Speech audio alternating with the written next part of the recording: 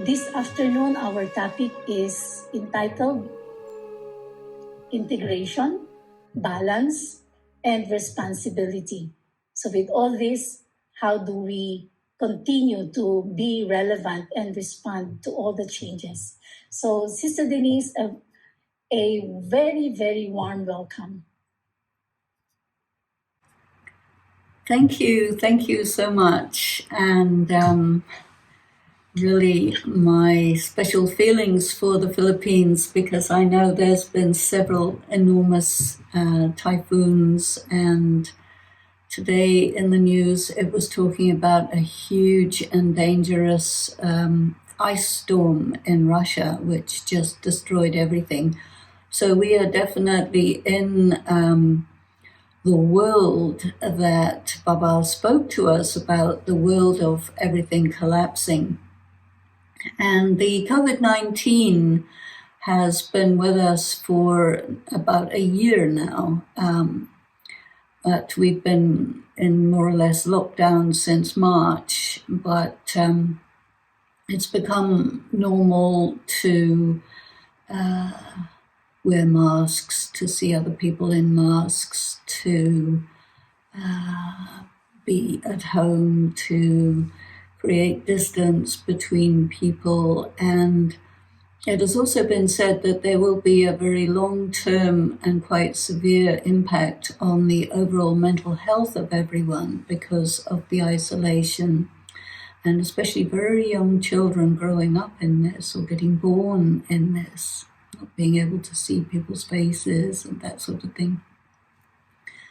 But as you said, we are now shifting to another level, and the COVID-19 circumstances and rules and regulations have created a very natural and organic obligation for us to shift.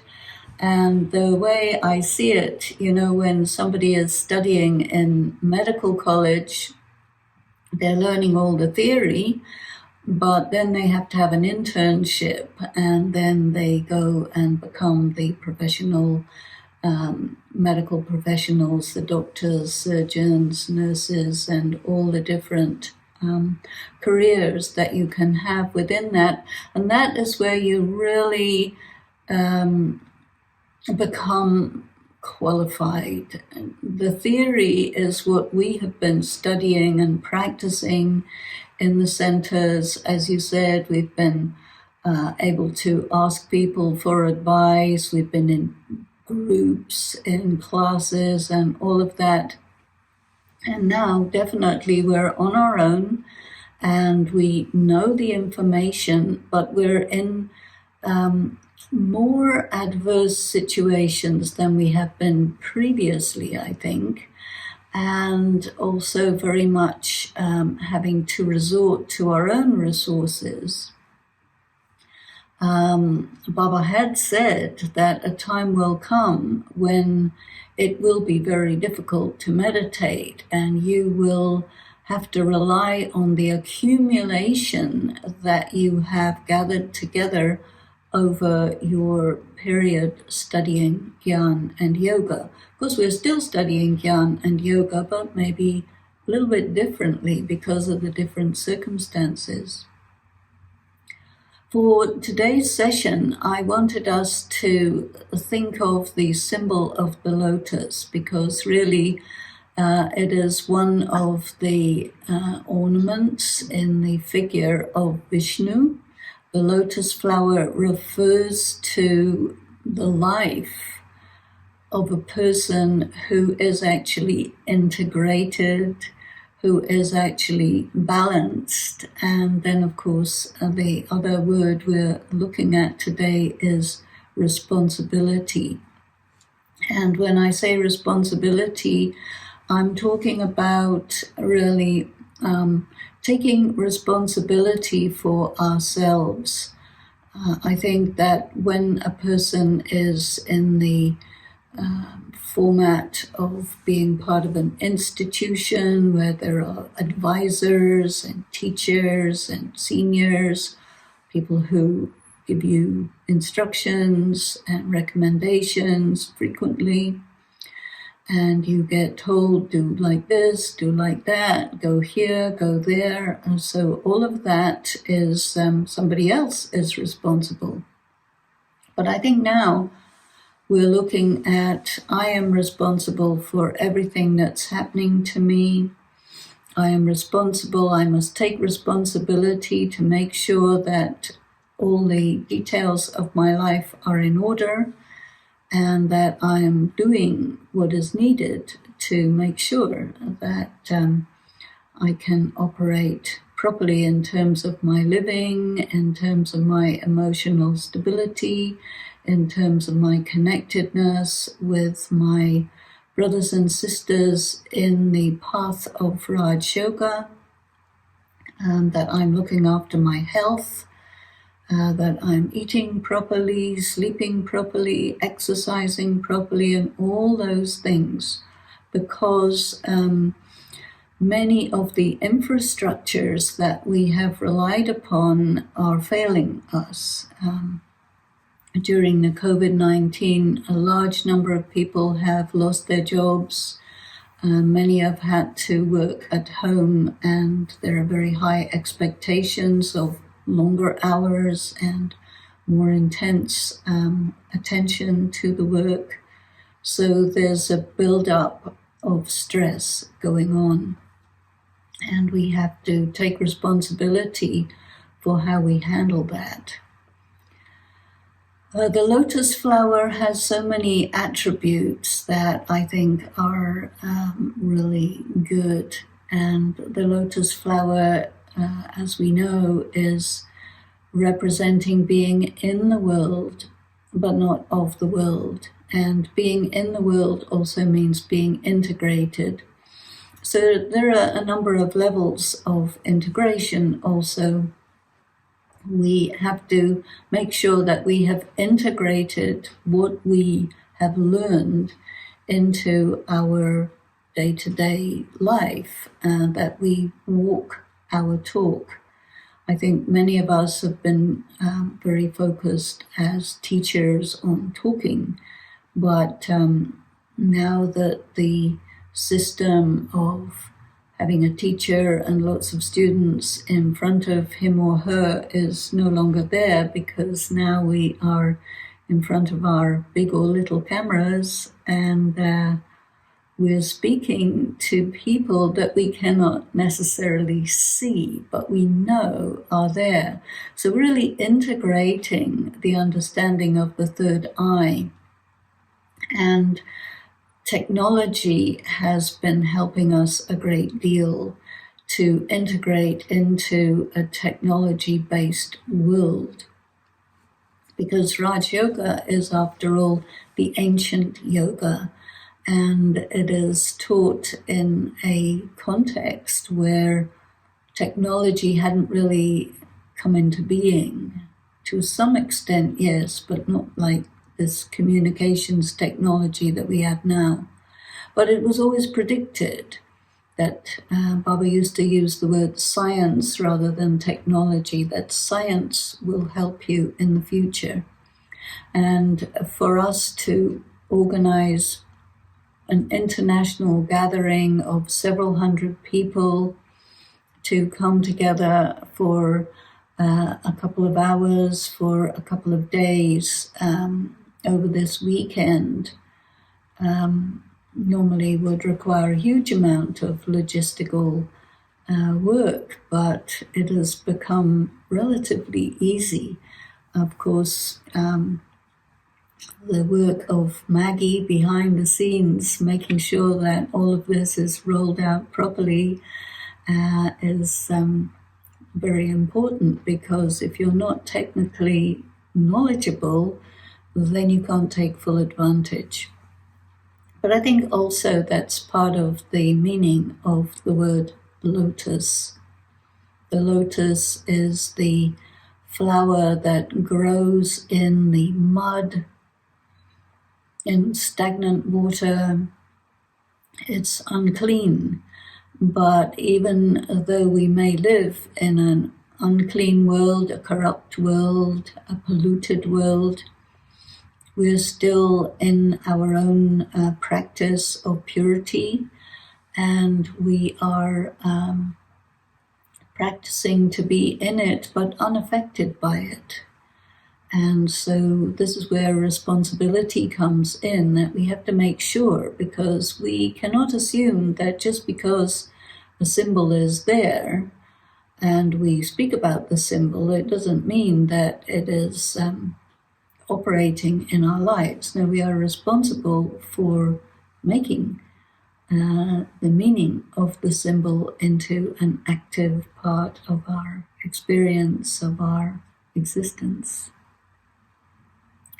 I think also when we're talking about, one of the things we talked about was deinstitutionalization, sort of becoming or graduating from the very protected environment of the active BK centers and large or small or retreat centers or whatever.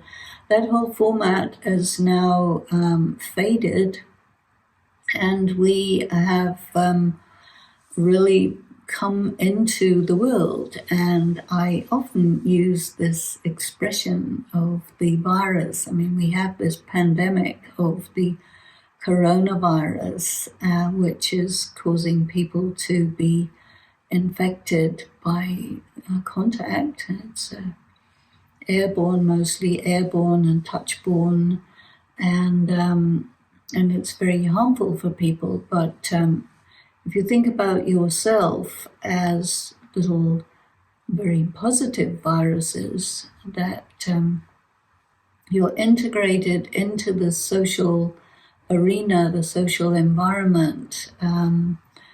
Most of us are just looking like all the other people in the world, but they may not have the third eye. But our third eye, we have to make sure it stays open, because nobody can see with their two eyes whether your third eye is open or not.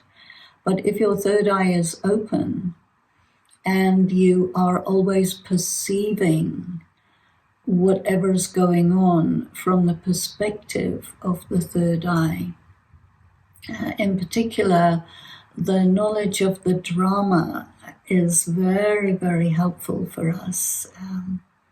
Daddy Genki used to say very often that you know about the drama, but you do not have an understanding of the knowledge of the drama. So what does the knowledge of the drama mean? And how is this connected with the practice of the lotus, which is also about balance, because one of the words that we're looking at today is balance.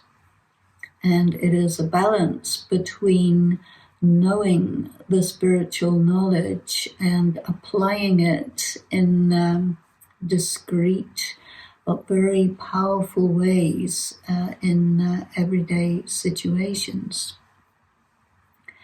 And the circumstances of additional stress, of these climate change related extreme weather events, the pandemic, political dividedness, there's a great deal of conflict going on, and there's stress connected with all of these things.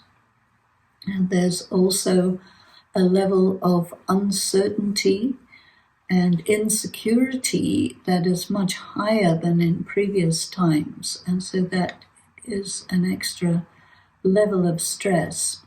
And when there is stress, there is pressure which pushes you out of balance.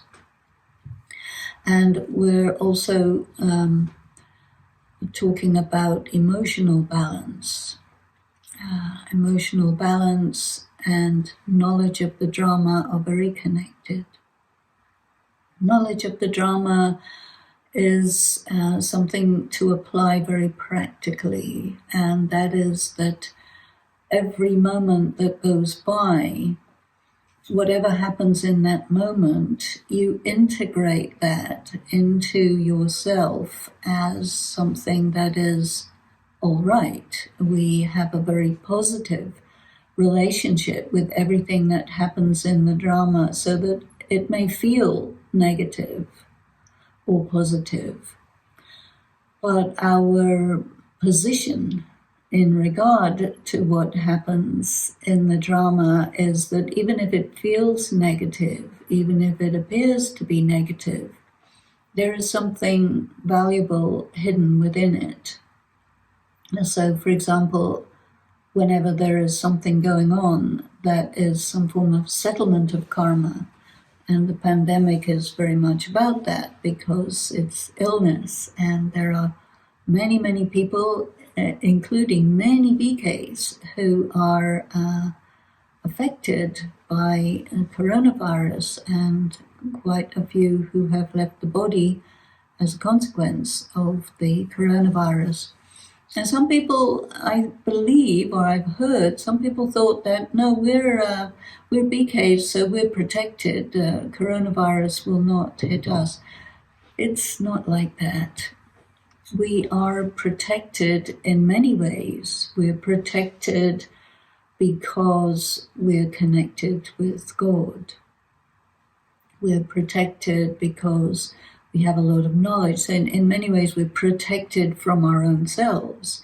And we're protected from being under the influence of the external moral authorities, the external culture and way of dealing with life that most people have. We are protected from that, provided we use the knowledge in such a way that it does protect us. But just if you say, oh, I'm a BK and I'm with Baba and therefore everything will be okay, that's really rather like a person of blind faith in a religion who just believes that if they're with God and if they pray, then nothing will happen to them, or if they go and take refuge in the church or the synagogue or the mosque, then the bombs will not affect it, or the illnesses will not affect you in there because it's a sacred place.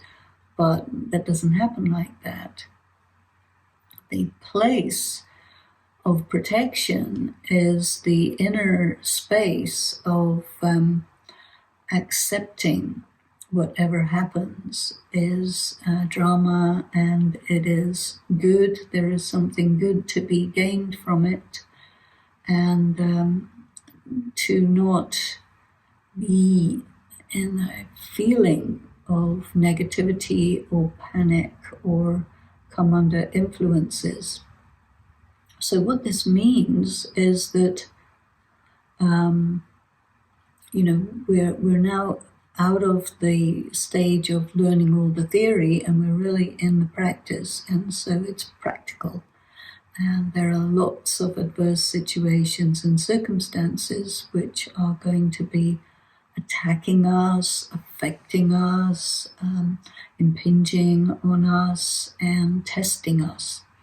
So we can expect to be tested in every way, through things which are painful, things which are not anticipated, things which you will say, this is not fair, this is injustice, this is unreasonable, I didn't sign up for this. We have many thoughts that we have about certain things that are happening, which are not positive thoughts. And Gyan means no. We don't have to think like that. We have to really understand the knowledge and integrate it into our beings. We don't really need to say any knowledge anymore. It's all been said. But we do have to be it. We do have to show it. And it has to be discreet and subtle. It's a very, very powerful message.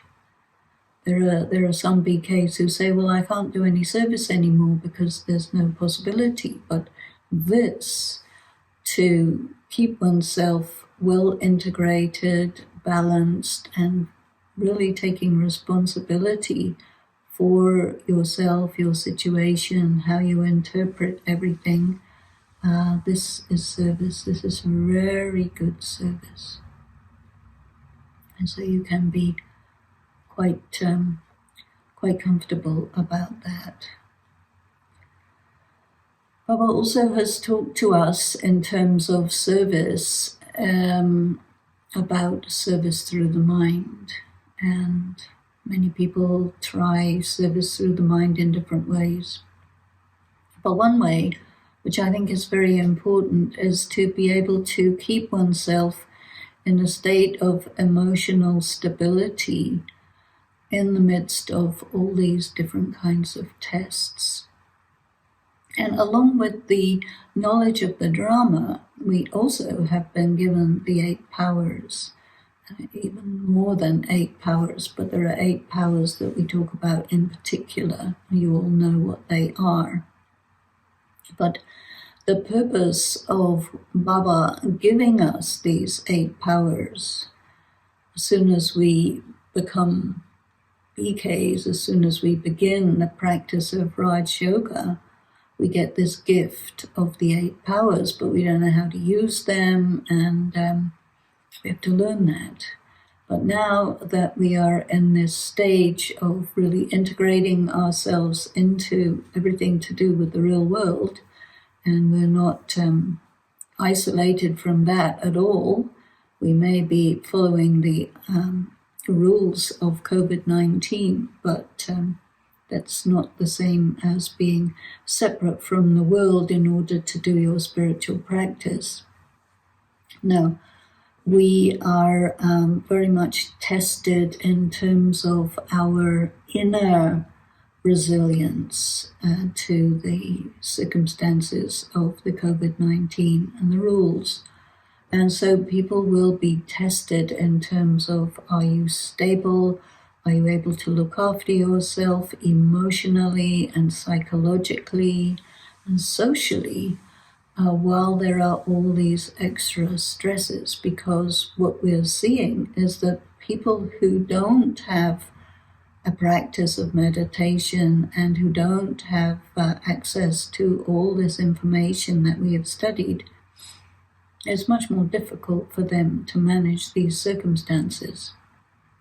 So on one level, it makes us really feel fortunate that we do have this opportunity to recognize, to feel, to see how much we have been put in a position of advantage as a result of all our practice and studies and different kinds of service activities and so on.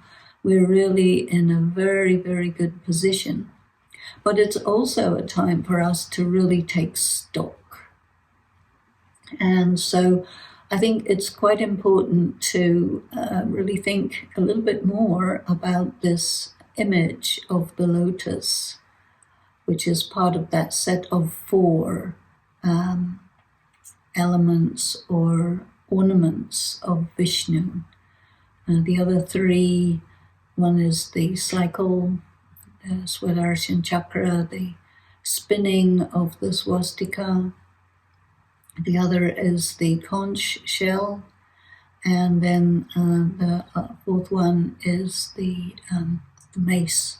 Very few people talk about the mace, but it's really important, the mace. Because the mace is where you put your foot down.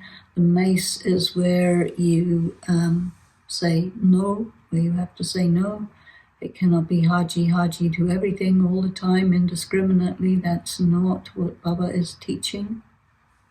The mace is where you take your power and you apply a forceful energy to the situation so that you're not overwhelmed, so that you're not influenced, so that you're not taken out of your power this mace is really very important. But today we're talking specially about the lotus. And the lotus is beautiful.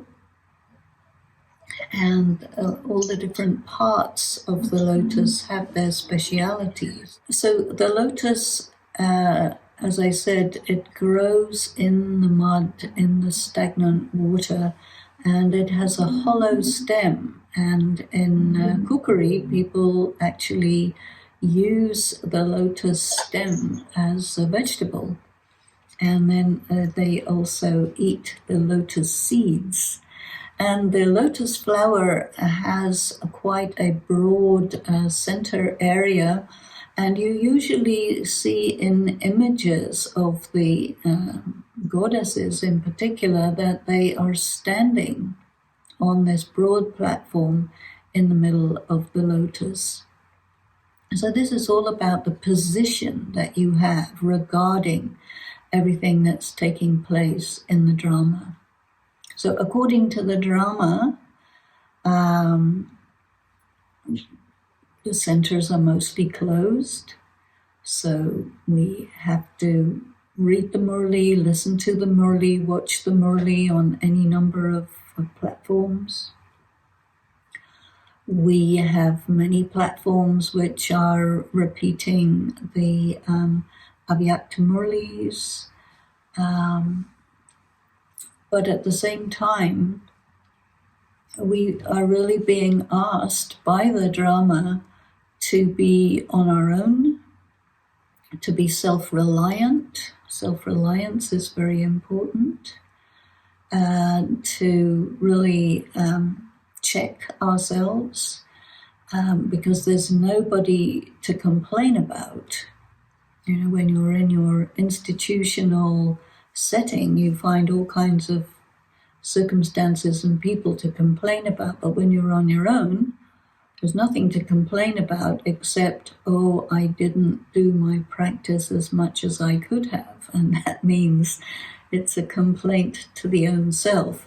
And Baba is generous and he always gives us possibilities, but definitely everyone is feeling that we are in end times. And there's a lot of other religious organizations and people and so on who are all thinking about this. There are many films about the end of the world. There are no films about, okay, the end of the world happens and then what happens? But Baba has told us, yeah, the end of the world is not the end. It's just something that happens. Here we are. You can see that you're vulnerable. You can see that you are not as strong as you imagined that you would be by the time circumstances get difficult.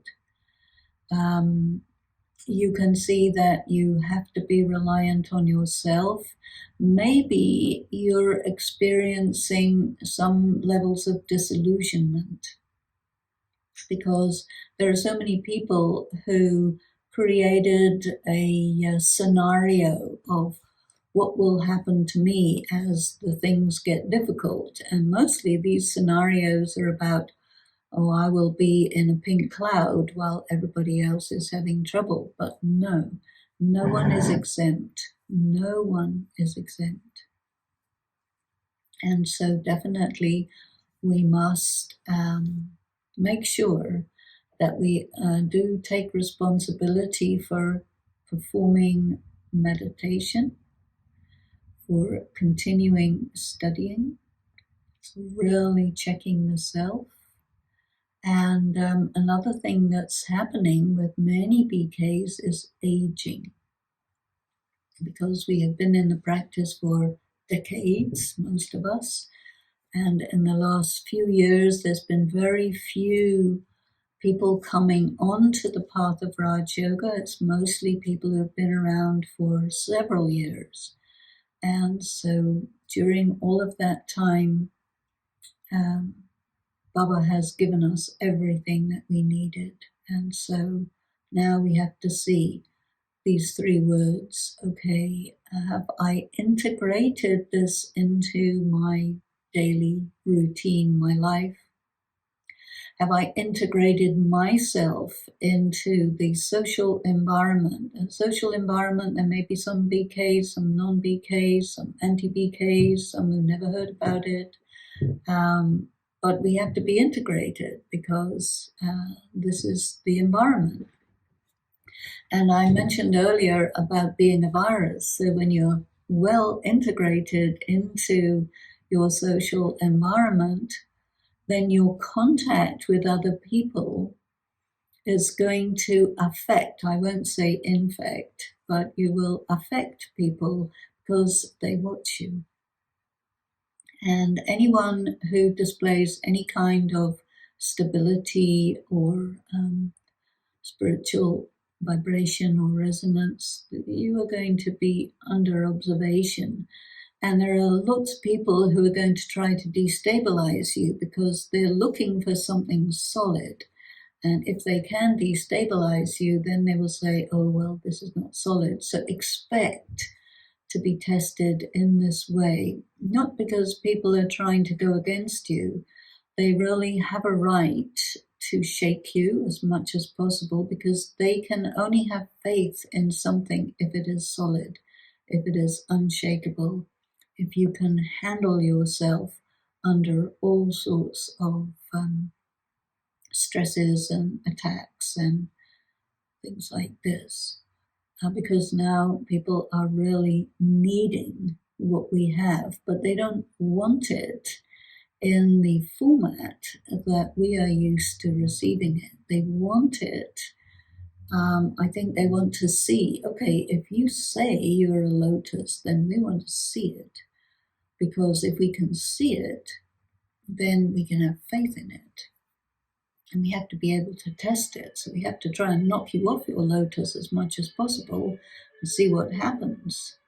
And so, okay, you get knocked off your lotus, but you jump right back on it. And that's okay. But if you can stay steady on it, so much the better. And the lotus is on a stem which is very flexible. And so definitely you have to be able to stay balanced while things are moving around and maybe moving around rather a lot. So there's many, many things to give us this practice. The lotus is about different kinds of balance. Typically, you hear about the balance of love and detachment.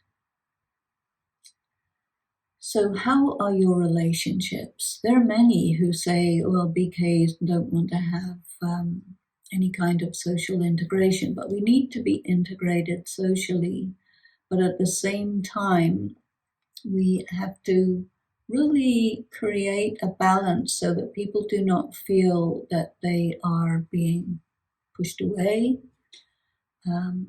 They need our love because very few people actually are able to love. Very few people have that energy of love. And what we have done in our many years of meditation is to absorb the energy of love from God. And so that is not just for us, that has to be shared, and people are hungry for that. There's very little love in the world because people are so spiritually depleted. So they really need our love, but at the same time, we have to have this balance of being loving without getting caught up, without people feeling that they have a right to diminish you. This is the very important aspect of balance. We also hear of the balance of love and law. We hear that we are lawmakers, and there are many moral laws. There are laws of the land, legal laws, and under the COVID-19 there are many laws that people are obliged to go along with. Otherwise they get fines and different kinds of punishment from the government, and they object. But there are spiritual laws, and we need to understand those spiritual laws. Just as we need to understand the knowledge of the drama, we do need to understand the laws of spirituality. And those laws of spirituality are, generally speaking, different from religious laws. They're different from the laws of governments. Mostly it's connected with the laws of karma. So along with knowing the knowledge of drama, we must understand the knowledge of karma. And as you might know, there's a big long series of many videos on karma, destiny, and choice that I did with Sister Magdalene Pillay from South Africa, and those are to be found on the YouTube or on the Raj Yoga TV website, rajayoga.tv. You can have a look at that if you want. But these really, these laws, we have to understand them, we have to apply them. So being loving, but not being loving in such a way that you do an action which puts you into debt, or which puts you into bondage, or which blocks your freedom or interferes with your spiritual progress and your spiritual practice. So these laws of spirituality have to be very much in place, but it has to be applied with compassion, with sweetness, with wisdom,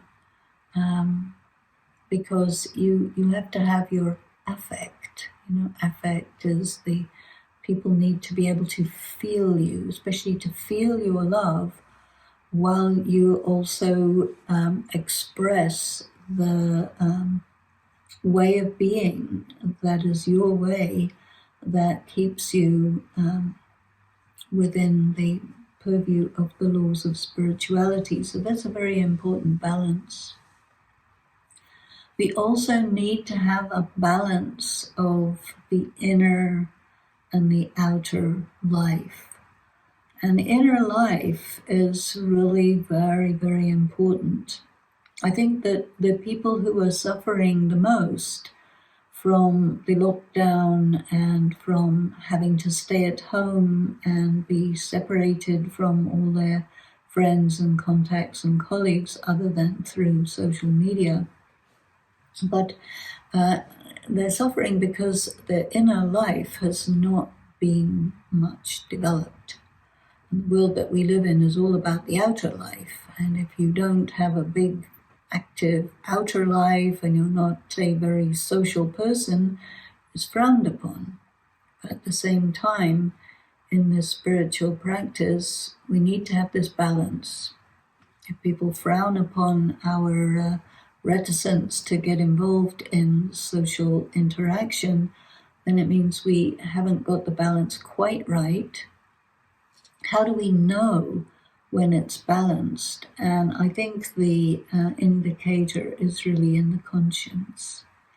Of course, everybody's different. And that means everyone's balance will be different from everyone else's. What is balanced for some may be an imbalance for somebody else. So I do believe that inside yourself you have this instrument, and the conscience and the intellect is, to me, the same thing. And the symbol for the intellect is always the scales. And we hear about the scales of justice, but there are scales that give you a sense of balance on the basis of your spiritually activated conscience. Sometimes Baba speaks about it as the intellect filled with knowledge. So when you have good, solid practice of yoga and you are dependent on God, your interaction with people is of a non-dependent type. Your love with people is of a non-attached type, which means that whatever happens, it is not going to upset you. If somebody turns against you, if somebody dies, if false claims about you are made, whatever that is, if you've been applying the laws of spirituality, you understand about karma, destiny, and choice, and you are in your balance, and you have developed a good, strong, solid inner life, then these external things will be very manageable. And this is connected with the power of accommodation. The power of accommodation, the image of that power is rivers flowing into the ocean. And we are to position ourselves like an ocean who is so big and so stable that it can take anything that is poured into it. Now, of course, that image is a bit compromised because the environmentalists in particular have drawn our attention to how much the ocean has reached saturation point, and it cannot absorb any more plastic. It cannot absorb any more noise from all these detonations and booms and whatever the noise of all these engines is interfering with the ecology of the ocean and the ocean life, and all of that is part of the destruction. But theoretically, the ocean can take in everything. And so this is why this image is there for the power of accommodation. So that means that we have to really apply this idea of integration and balance and responsibility by being able to be so big, so vast, so able to manage whatever's going on, that we're not destabilized by it, and that we are not confused by it, and that we are not diminished by it. So anyway, these are a few thoughts about these three words, and maybe we can just spend a few minutes in meditation together, and then we can open it up for our discussions. So in the meditation, we'll focus on these three words, because meditation is deep thought about what's worth thinking about. Integration.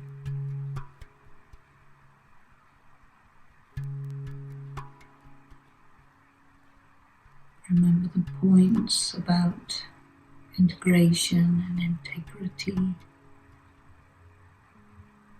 integrating the knowledge into the self, being integrated into the world, the social world,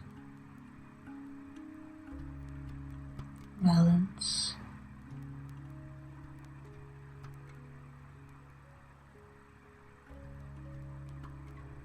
Feel that balance, a sense of the horizon, that line that is your ground of balance.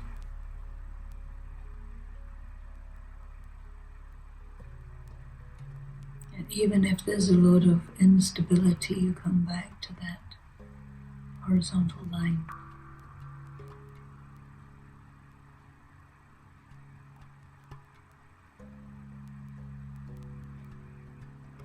Go deep into yourself.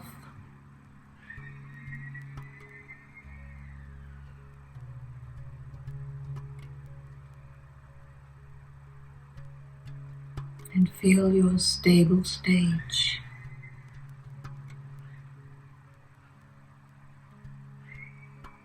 Steady under fire.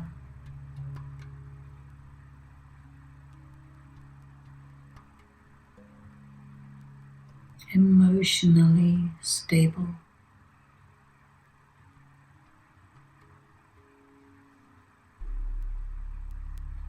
Detached and loving.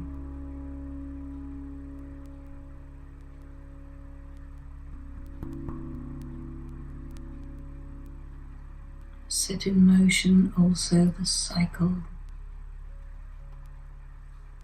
It's a symbol of balance.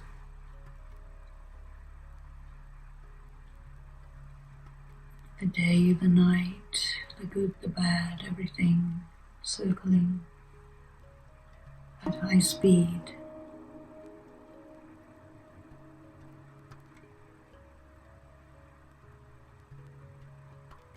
Everything becoming one for you.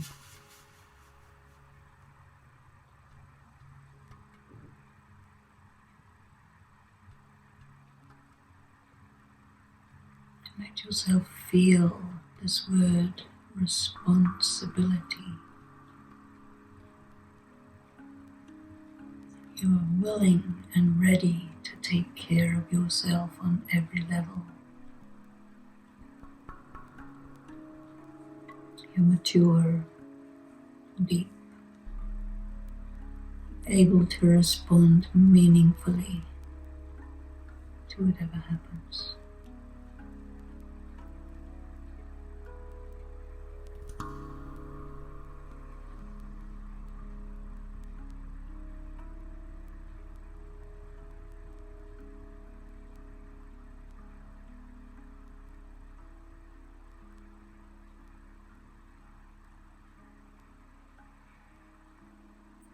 So continue with this practice, and thank you, and Om Shanti.